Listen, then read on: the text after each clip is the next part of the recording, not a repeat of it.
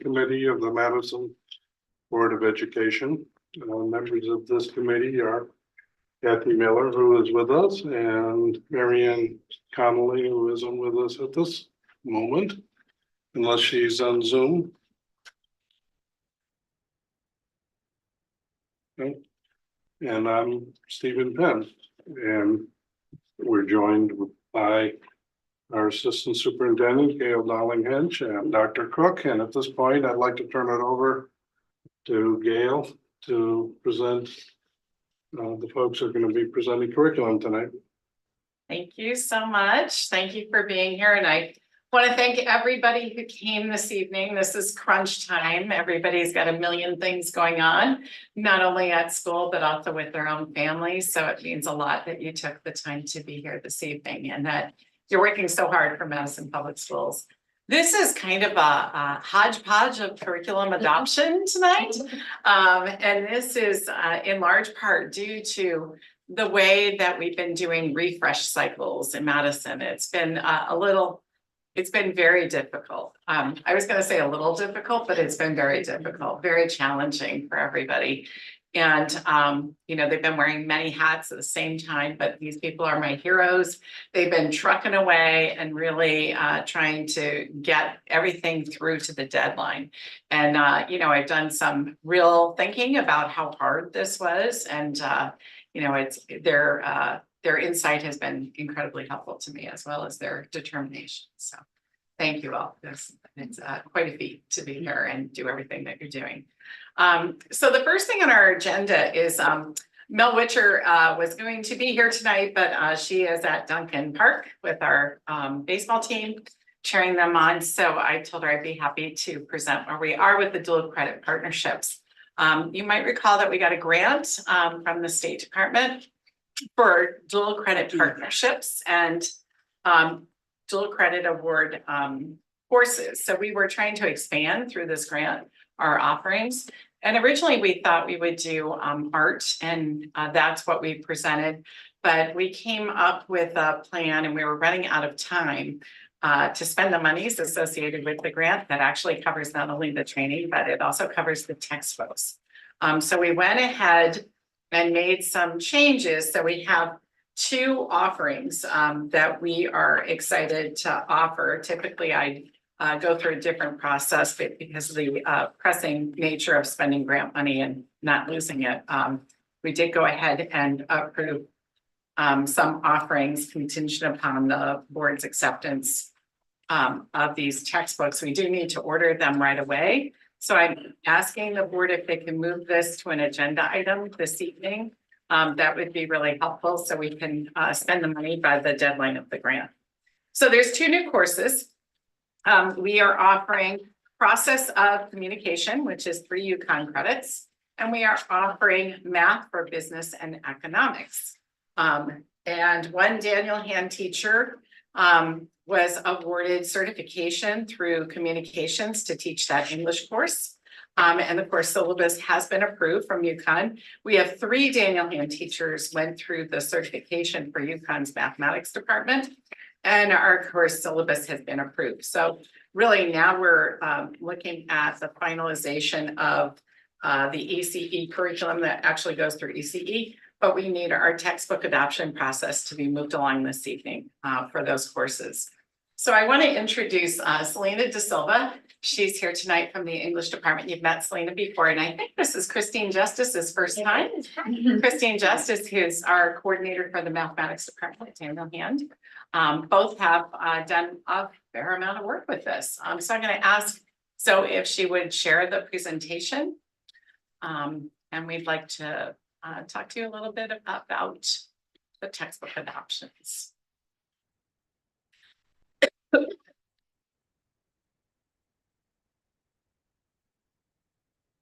Looks beautiful. So thanks. You bet. All right.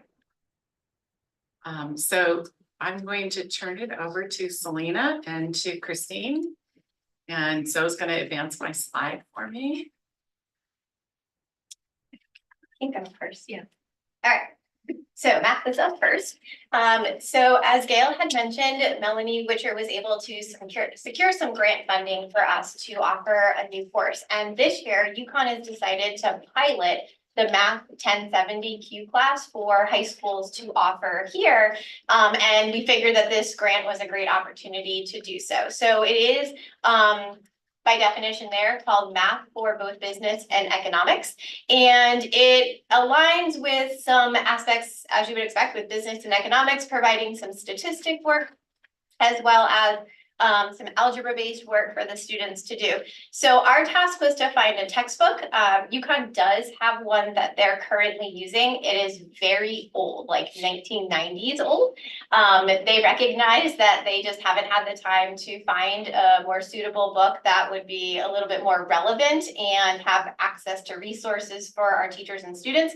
So Justin and I did some searching and some digging, and we found this Pearson book. I don't know if you guys would like to take a look at it, but this is through Savas. Savas and Pearson are kind of connected. So the book aligns directly with the syllabus that was provided by UConn with the topics that they want us to cover.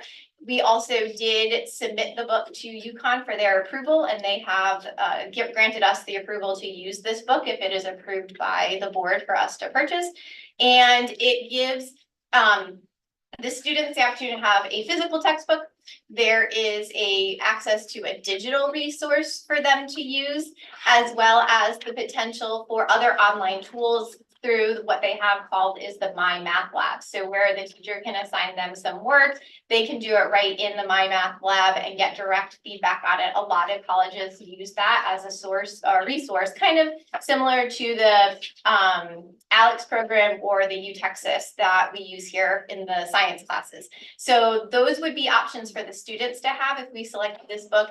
And then the teacher has a lot of online access to different resources that they can use as well to support the material that's going to be provided by UConn for us to use. They do give us a lot of flexibility through UConn for this course, maintaining that we stay within the framework of the syllabus.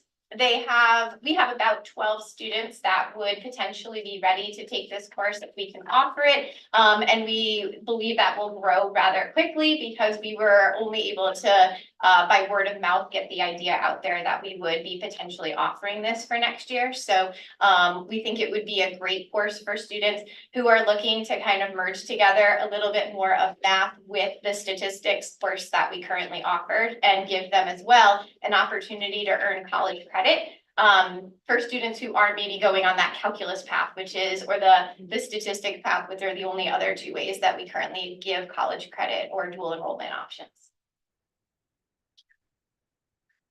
I'm going to have Selena go next, and then I'm going to stop and ask the board if they have any questions or comments before we go on to the next part of the agenda. And in that way, we can excuse staff as they present, if that's all right. So Selena, would you mind going next, and then we'll do questions about this component. Absolutely. Good evening. Similar to Christine, as soon as I heard about this dual enrollment opportunity, I jumped at it. We have currently an AP ECE literature and composition course that runs with UConn, and it's for their multimodal literature course.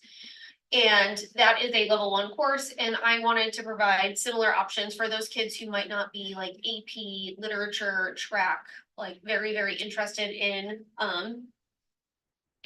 going down the humanities route. I wanted to make sure that there was an opportunity for some of those level 2 students to earn some college credit. So we were able to get our one of our teachers, Kelly Smith, certified to teach COM 1000, which is called the process of communication. And in this course, she was able to submit her syllabus and it was approved. She recently went to the training. This course focuses on a variety of communication styles. It talks about interpersonal, intrapersonal, and what's really interesting is with this specific book, it gives you all different types of variety of communication types and topics. So within each chapter, there are little scenarios where students have to kind of go through some type of difficult conversation, and it gives them a bunch of leading questions, which I think is one very important in a K-12 world, but also as these kids are leaving to go into the real world. Not that this isn't the real world, but where they won't have the supports, like teachers and professionals and a textbook. It also gives us, little blurbs within each chapter about how this, whatever the chapter topic is about.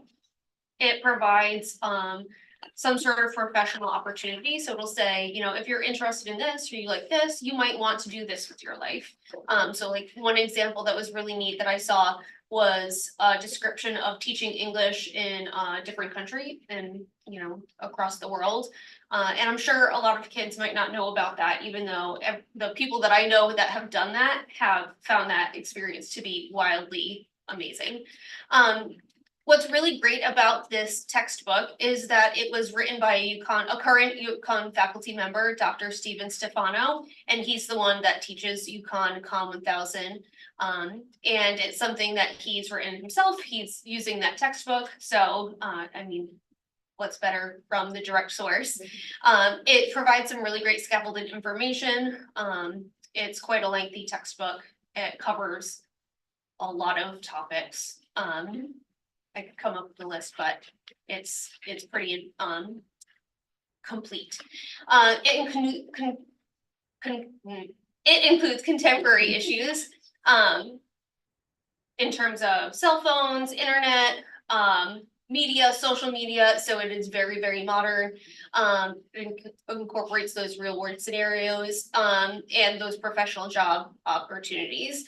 A lot of the concepts, as the textbook obviously continues, those concepts go from being more concrete to more abstract. So those real world scenarios and those professional opportunities provide more of that concrete nature that a level 2 student would need in order to grasp and retain the concepts. I think I've got everything. Right now there is a physical version and we're working with UConn. They spoke with Kelly Smith and said that they were going to look into a reduced cost for us. Right now it's, you know, it would be great to partner with them for that. But there is a digital copy that is available, which is really great for some of our students who might need digital accommodations. During the textbook adoption process, I had this textbook reviewed by 2 special education teachers and the special education coordinator in order to make sure that this fit the needs of the students that will be taking this class. Currently, we have 2 sections that are signed up for next year, which is really, really exciting. That opens up such a wide variety of students to earn those college credits. And we're really excited to have the opportunity if you guys approve this. What students do we see being attracted to this course? So a lot of our, right now, it's a lot of students who would want college credit that don't want to take a 3-trimester full year literature course. We do have quite a few students who I think next year we have 2 or 3 AP UConn ECE literature courses, but we also know that not every kid likes to read fiction and likes to analyze a text. And we wanted to provide an opportunity to students who traditionally wouldn't take that class, who might be thinking about going down a business route, or might be going to like a local university, who need that foundation of communication skills and strategies. And oftentimes, some sort of communication course is required at the university level as part of just like general requirements. And it would be great to kind of set these kids off on the right direction. Okay, I think there's also a recommended balance between how many AP classes you might want to take Mhm. in your senior year and non-AP classes. So if you're inclined to need the credit or want the credit, then it's a nice balance of not taking all AP. That's a little bit better for some individuals who might feel like that's too much stress to have 4 or 5 AP courses in a year. Yeah, and there's a lot of students who might not quite be sure if they want to immediately attend college, and this would be a great opportunity for them to figure out, kind of dip their toes into a collegial course without the, you know, the expense of paying for a first year of tuition. I would anticipate that this would be a really great transitional course for kids who are ready to start college, but might not have the skills to immediately start college. And did I hear you say there are a couple sections already? Correct, yeah, so if this gets the green light, we have 2 sections. I believe there are 13 to 15 kids in each section. Thank you. So again, this is 100% grant covered, which is why we kind of proceeded in an unusual way, just to make sure we didn't lose our funds. But if the board can move to propose an adoption this evening, then we would be able to spend those monies in a timely manner and offer those offerings. Are you looking to have that be an action item tonight? Yeah. Please, yes. For actually all 3 textbook adoptions, there's another one after this that I'll explain as well. But that would help us to expend those monies by July 1. If the board authorizes that. Any further questions for Christine and Selena? No, just a statement.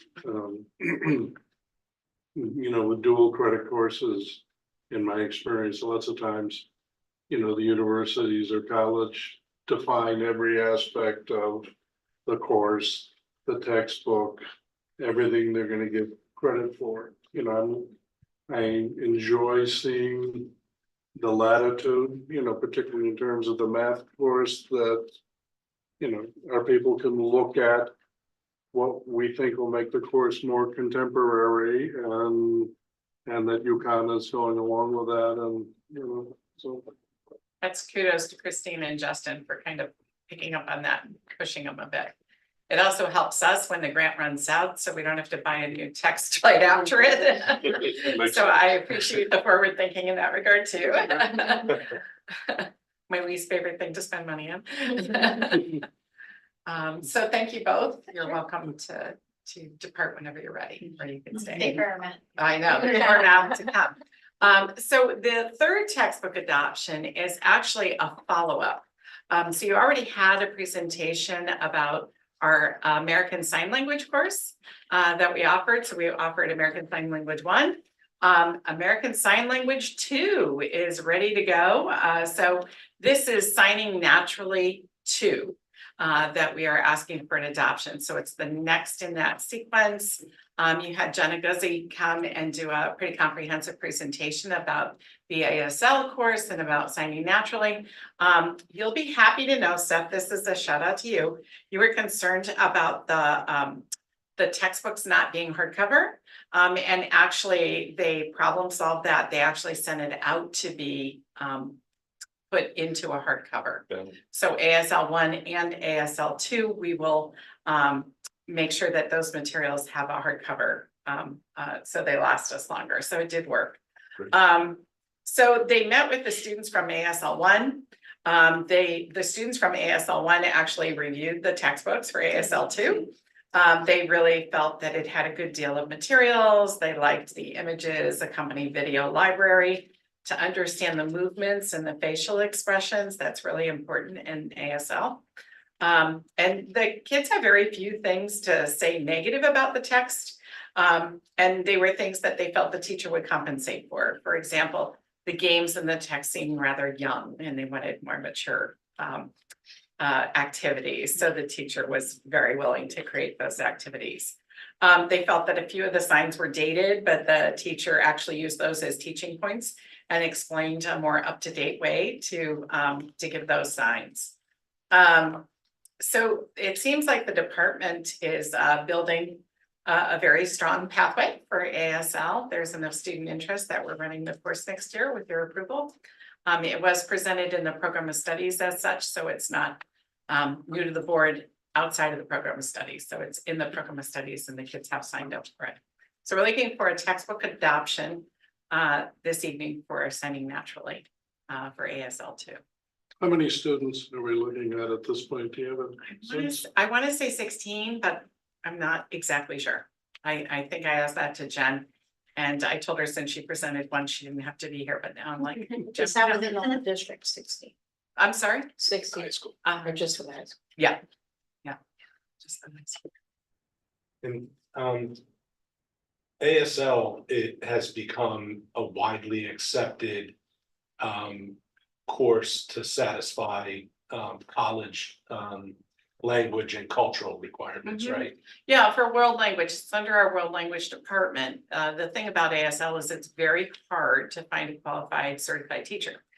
So many high schools do not offer it because it's pretty difficult to secure a staff member with the proper qualifications. We have a staff member. So, we've been really excited to offer it and the kids are gravitating to it. Will the students receive the seal of biliteracy when they graduate? with that? I don't know. They would have to pass the test, which of course we offer. I don't know. I don't know if we've progressed enough for them to do the seal of biliteracy Okay. or what level they have to get to Yeah. since they're only course. It's only It's only 2 courses. I Yeah. think they have to get further along for Right. that. Yeah. To be totally proficient. That would be really cool. But we do have kids who get the seal of biliteracy who test outside of any offerings we have. Nice. So if a student speaks Arabic, they can get the seal of biliteracy in Arabic, even though we don't offer that course. Great. So they can still get recognized for being dual language.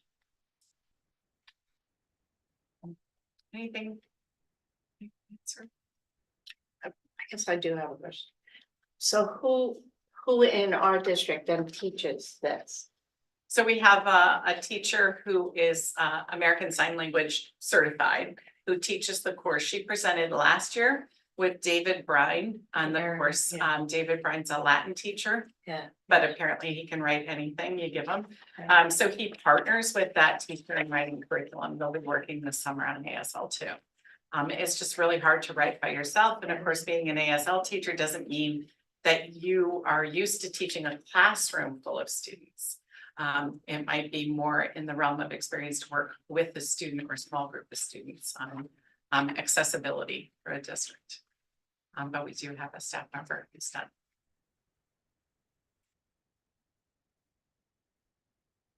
So that would be another action item for this evening. We're asking for. Okay, next. So now we're moving into out of textbook adoptions into curriculum unit adoptions. So we're going to start with mathematics. And this has been a process that we've kind of kept you updated on. I think we've given updates, Carol, like every year. Every year. I don't know, maybe years, 4 years. That's what I mean about like, it's sometimes very, very slow and painful to do these updates, but you know, tenacity of this group, I have to say. The first thing we did is we looked at training with illustrative math. Oh, yeah. Sorry, real quick, just so that the teachers who presented the books already, if they want to skedaddle, should we Yeah. take a vote as a committee? It's only Selena who can I'll skedaddle. stay with Yeah. Matt. I didn't want to walk across the camera. Thank you so much. Thank you. Have a good Thank night. you, Selena. Thank you. Steve, on the 3 book adoptions. Did you want to vote on the 3 book adoptions now and then move on to curriculum adoption? We could do that. It's Oh, on the agenda as an action item for tonight. Book adoption. you would have to add. You an would have to action add. item. So you would have to vote as a committee to add, to put it forth to the board for adoption this evening, and then And then they we would have add to next. there to add it. Okay. So do we have a motion to approve the textbooks as presented? So A second, Mm-hmm. any discussion? All those in favor? Aye. Those opposed? So unanimous. Thank you very much. Thank you. So now we've had a couple of years of training in illustrative math across the district, primarily at Polson, and then in grades 8 and 9 in Algebra 1. So that's been a several year endeavor. And it's a big shift in how we present materials and how students really struggle with materials in mathematics, less presentation, more understanding and deeper understanding. So along with that, we've been talking a lot across the parking lot, 8th to 9th grade, about developing units for Algebra 1 as a focal point, as well as grade 7 pre-algebra. And Carol and Christine are joined by Ally and by Justin Kaiser. Those are our math coaches. Ally's been here before, I believe, right? Last year. Justin, first time. For Justin Kaiser. So we are ready now to move this Algebra 1 curriculum to adoption. And, I have to, again, give a shout out.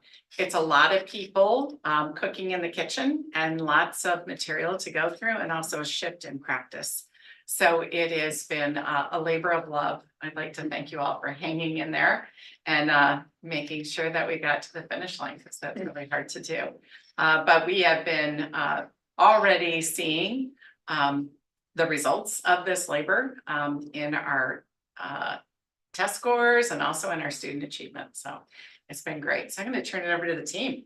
Talk about algebra, mathematics, Okay, pre-algebra. well, we have this slide to sort of remind you what the illustrative math is all about and where we were and where we are now. Our curriculum beforehand was based on standards, so what we're teaching is not different, but how we are teaching it is different. And illustrative math encourages us to present a novel problem, give a little background into that problem, and then set students off to struggle with that a little bit. In math, we're calling that productive struggle now. Not too hard, not too easy, just right. Usually this is done in pairs or groups. And then the group comes together as a whole to synthesize that information and see how they're going to move forward with it. So this is different than the way most of us learn math or taught it before, where the teacher would show a problem, show a method to solve that problem. Then as a whole group, we do some more of that, but different. And then everyone does that individually. We hope that by having that little productive struggle, that students will make better connections and have more meaningful and lasting retention of the information.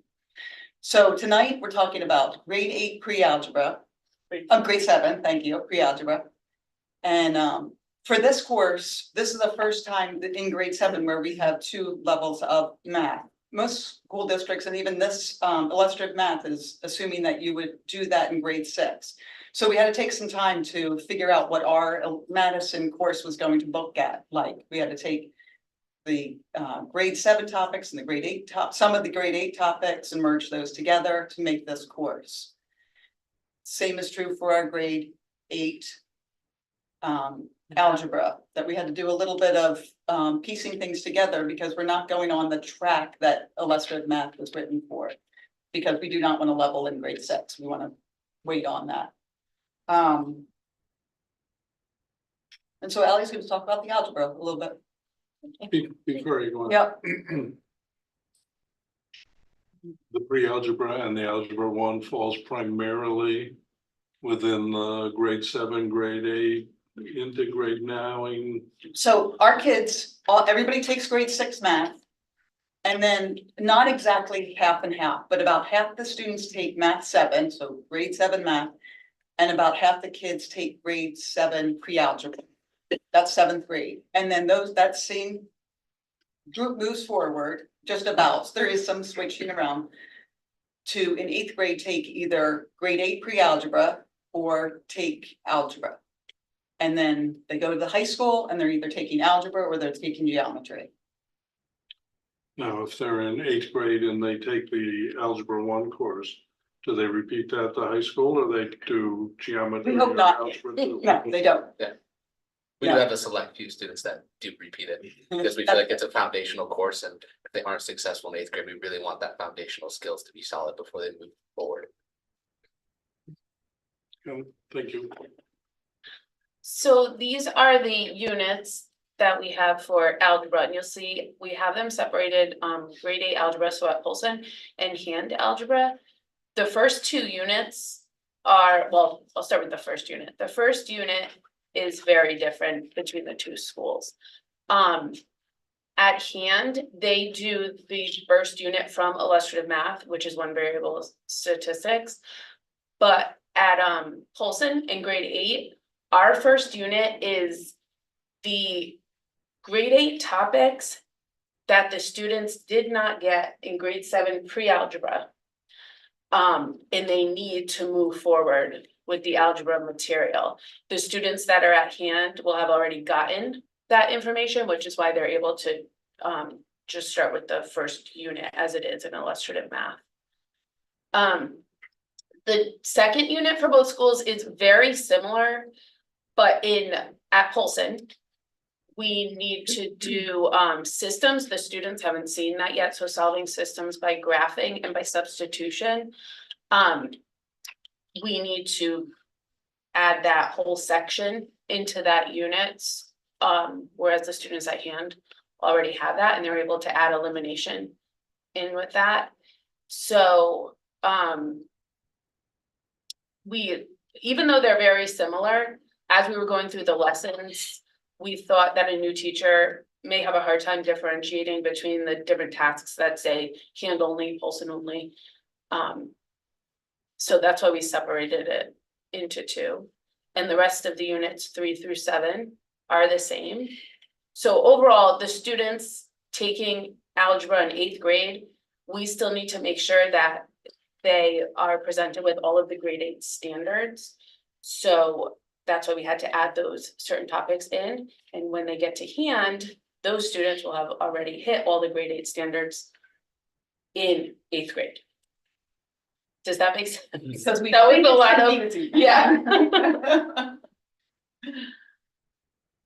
And the only thing I just want to add is that in mind, when switching from the state curriculum to the IM curriculum, we just made sure that the IM curriculum aligns with the SAT preparation, and both courses, whether taken in 8th grade or in 9th grade, both align well with the expectations for the SAT. So we will definitely be preparing our students up for success for the SAT. Is there an exit, excuse me, an exit exam or a competency exam at the end of 8th grade where we feel confident when they're moving to hand after an algebra 1 that they have the foundations to be able to build beyond that? There isn't, we do the same assessments along the way, and we do not have an exam. We were talking about it a little bit because we used to do that. And right now, our 8th graders, in May, took, I think it's 11 days of standardized testing. So for me now to be thinking about, wow, could they, a final, it's sort of hard to imagine. So they don't, but I think the experience from hand is they're getting students that are prepared. So that's what we're looking, we asked the geometry teachers, do they have what they need? Like we made a tweak. What was it, Justin? For geometry? Radicals. Yeah, so it's that we get down to the details of, here's a topic that IM addresses at a different time, and then, but we added it back in because geometry said they needed us to do that, so that. I just want to emphasize that the team worked really hard to make sure that there's common assessments all the way through units 3 through 7. Both pre-assessments and post-assessments. So the content is very well covered. The other difference between Polson is not only the amount of standardized testing at the end of 8th grade, where 7th grade doesn't have standardized testing, it's also the exam schedule that's present here at Daniel Hand that Polson does not have. So, you know, we're feeling confident because we have all the same data and all the same data points to make sure the students have achieved at the same level. But we're also recognizing that there's a difference between an 8th grader and a 9th grader for lots of reasons. Is it still the case that, and I don't know if I'm gonna butcher this or say it the right way. My understanding is it used to be the case that a rising freshman at hand had to be like bumped up to the geometry class and already finished with algebra in order to take honors biology. Is that the case? Oh, God, it used to be. And it wasn't that. It wasn't that was honors biology. It was actually in 9th grade, you could take Oh. honors biology if you had a certain level of math at the middle school. Okay. So we uncovered that through curriculum writing, scratched our head and said, why? Yeah. And that's gone. Okay. That's been gone for several years. Good. Remember that, Carol? Yeah. That was like, why? I was gonna recommend that we remove. Yeah. Go ahead, Minnie. It was a long-term thing that really, when you do curriculum work, I think one of the things we really have a chance to do is to say, why is it that way? Why are we doing it that way? And a lot of the times it's like, it's been that way forever. That's really the answer. So it's a great course corrector, for us to kind of scratch our heads and say, not so much. The science coordinator and myself, we talk regularly about those types of discrepancies and how we can make sure that we're communicating the best information to both Polson, to our families, and through the process to make sure that we're not eliminating any opportunity, but making sure that the students have what they need to be prepared for the science classes. Thank you. Yeah, I think if anything, our focus of everything you're seeing tonight, we're opening up more doors and more pathways. We're not closing them. We're actually doing a lot of hard work in mathematics in particular to do that. So I give the team credit because it's a real goal. It's a real goal and it's real hard work, real hard leadership work, I would say. So thank you all. Any other questions from my math team? No, I mean, my particular interest in that question was, I know there's a subset of students that are either particularly interested or particularly talented in mathematics that want to be able to take the most challenging, and so, getting a jump up in 8th grade and then being able to move through that is obviously dependent upon having the competencies, that are comparative to someone who starts algebra 1 at the high school. We do also offer, there's a lot of data that says that even students who wait and double up in high school are very successful, almost even more so sometimes because they don't miss out on those middle school topics that they're trying to scrunch together into like 1 year instead of the 2 years. So we do offer other opportunities. So students who, even if they retake Algebra 1 in 9th grade or happen to have not been placed in Algebra 1 in 8th grade, can double up in 10th grade with geometry and Algebra 2. So that they can still reach that pivotal moment that they're trying to get to calculus. As some feel like that needs to be the end goal. It doesn't have to be, but if that's something the families want, we do have alternative ways that they can get there. Thank you, that helps. I would add that they've done a lot of analysis on the impact of offering Algebra 1 too early and the amount of content that's missing. No matter how bright or talented a math student is, we have a lot of evidence saying that they don't reach the levels that everybody thinks they'll reach because they're missing a lot of foundational things. So that's been, again, I mean, I'm looking at this team like deep dive. You talk about math geeks, they're looking at all the stats. We love a good graph. Oh, It's a really colorful spreadsheet. Yeah, they really have Query data, analyzed data. grades, data, everything. So we're really feeling good that our course is and our sequence is really well thought out. So I rely heavily on them because boy, they analyze like nobody's business. So. Thank you all, team. Go home to your families. Thank you. Thanks. Thank you. And last time we met, you heard from Sarah Sandora, who presented the 2 courses that are on for adoption this time. So Sarah presented lifetime PE and leisure PE as 2 courses. She did that in her presentation, but they're written, vetted through CRC, and they're ready for adoption tonight. So let me know if you have any questions about those courses that they're up there. And then, Leslie Lopez, I've got to say, oh my God. She has worked herself to death on really trying to balance the responsibilities of being a teacher, a coordinator, and trying to get all the revisions through. And Leslie was like working so hard that I actually said to her, stop worrying about 4th and 5th. We'll finish it later because it was just too much. And Leslie is one of those people who has it all tightly tied together for CRC, which I deeply appreciate. But I was like, Leslie, I can't watch you kill yourself anymore to do this. And but she's sure enough got grade 7 Spanish and grade 8 French ready for you this evening. Yeah. We'll bring grade 4 and grade 5 Spanish to you in the future, but they're well underway. They just need a little bit more. But Leslie, I have to thank you because you took on a lot. Like some of the refresh has been like 1 or 2 units or not that much. Leslie like took a whole enchilada. It needed a refresh, but like and for all the right purposes. So, Yeah. So thank you, Leslie. You're welcome. So I just decided to show some exposure of the process. I think the bigger picture, if you started listening to my counterparts, is that whole vertical alignment, right? You starting at the younger grade levels and that transition up to the high school. And for us, we see that in a bigger scope and sequence, especially with Spanish. Then at the middle school level, we offer French. So for us, that's a singleton.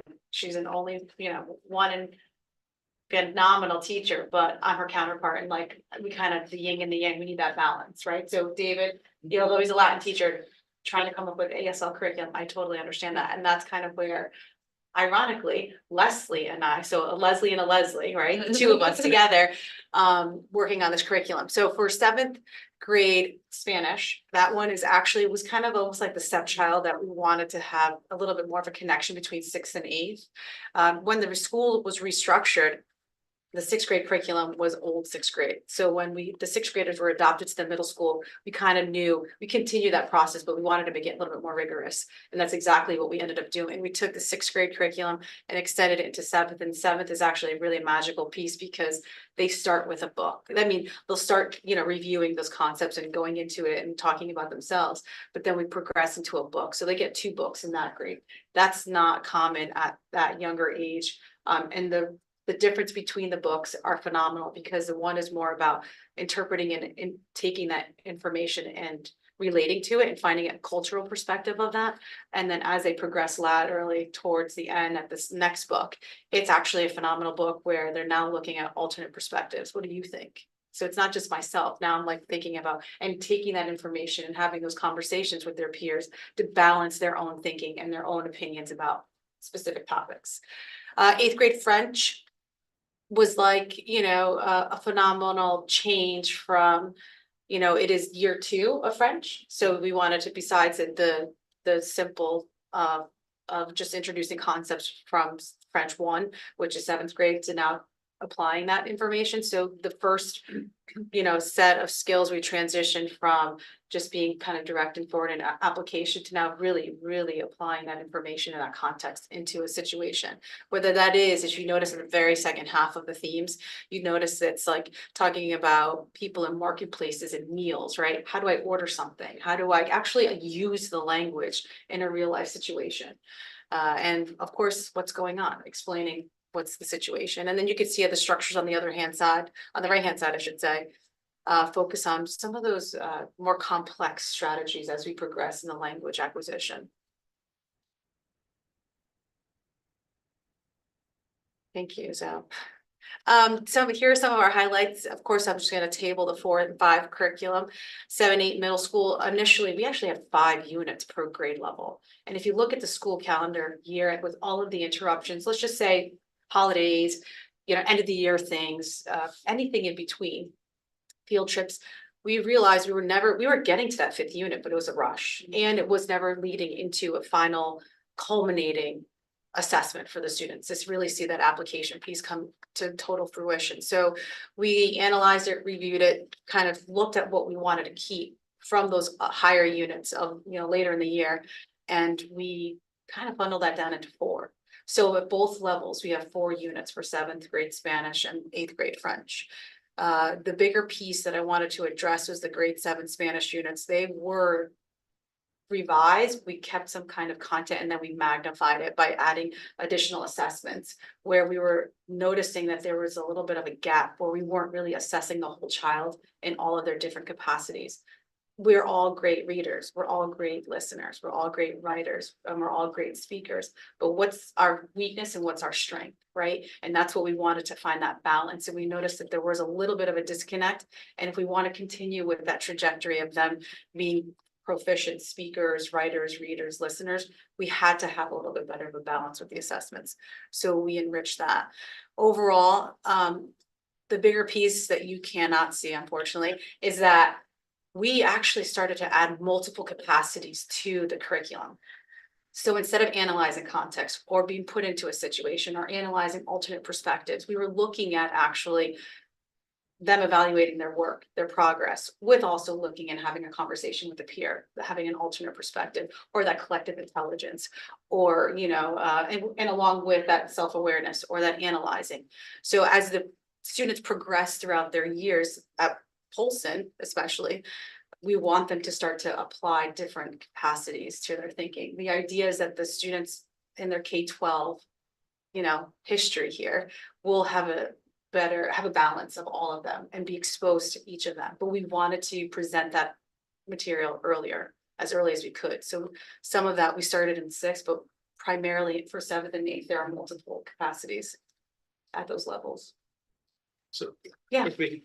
There's no state imposed standardized testing for languages along through the grade levels. No. So if we're purposely taking a unit out of, was it 7th grade or 8th grade? Either one, they're Either both, one. yeah. And teaching 4 units Yep. instead of 5.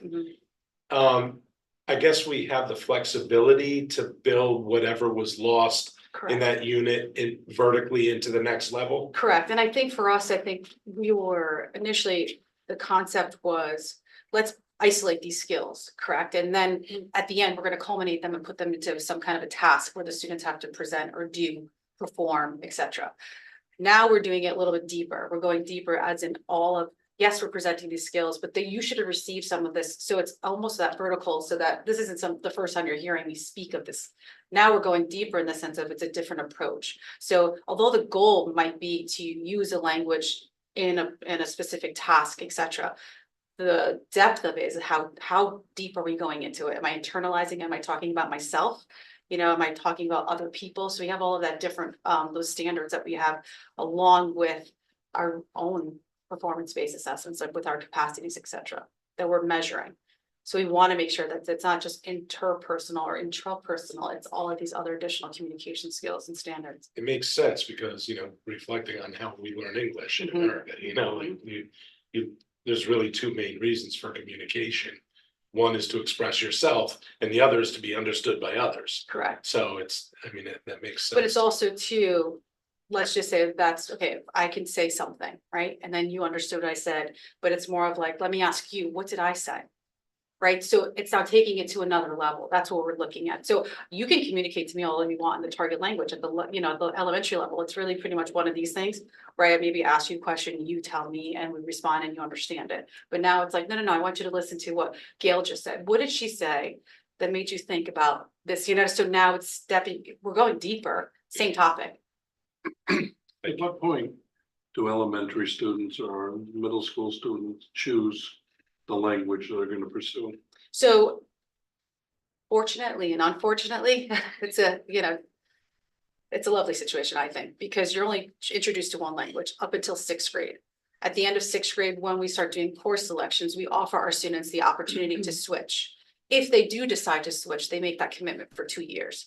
And that's really because we need to know how many students, my French counterpart she would then just kind of loop into the next grade. So 7th graders, let's say, there's 30 students from 6th grade that want to take it. Well, are we making 2 sections of 15? How are we doing, dividing that up? And then they become 8th graders and then the incoming 6th graders to 7th graders. So it's a 2-year commitment. Now, that's a different situation. If my counterpart was here, Jenna Guzzi, she would say, then sometimes the kids switch again when they become freshmen here because they have the opportunity to switch. You have an opportunity to learn 2 other languages.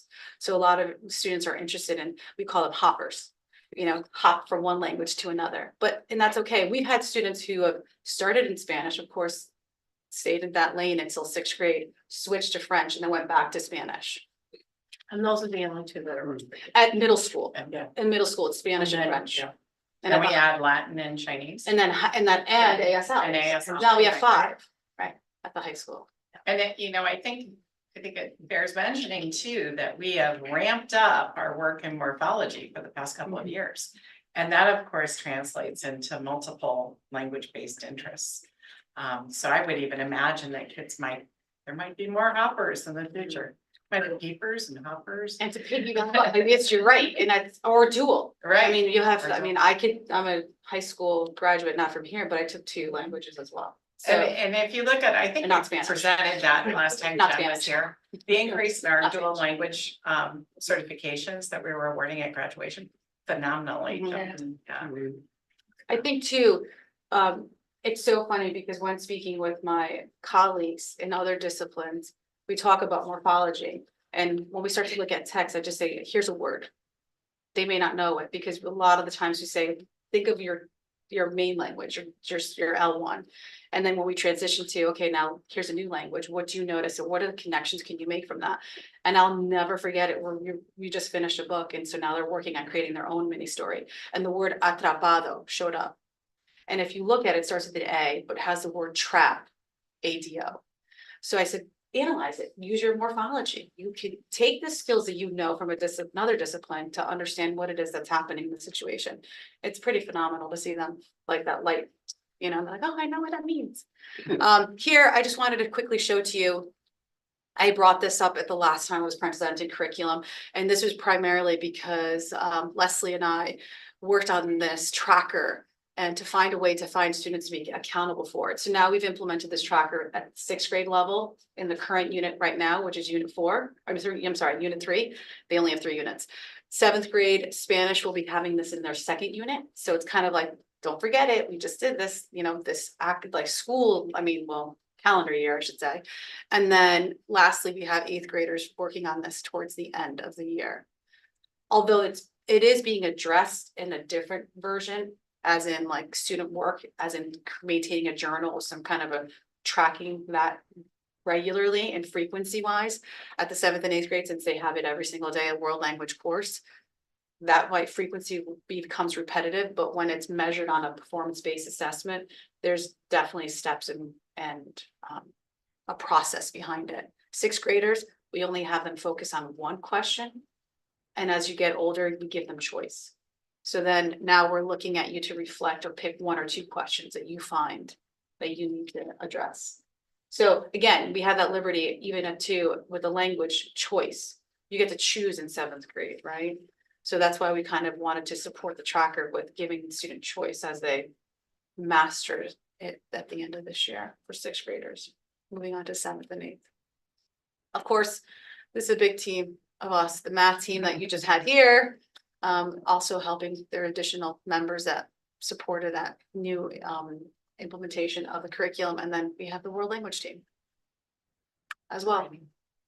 So this work started this time last year, the math and world language in June.